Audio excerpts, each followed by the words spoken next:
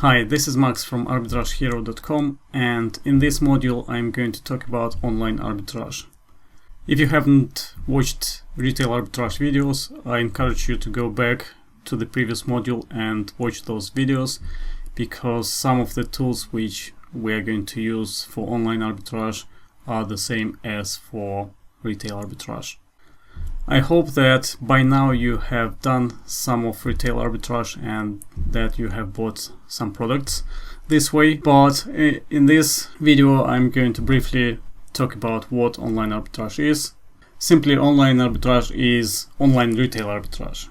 So what it means that you buy products in online stores and then you resell those products for a profit on Amazon. In the next videos I'm going to talk about different ways how you can do online arbitrage by manually sourcing products and also by using different tools to help you in finding profitable products online.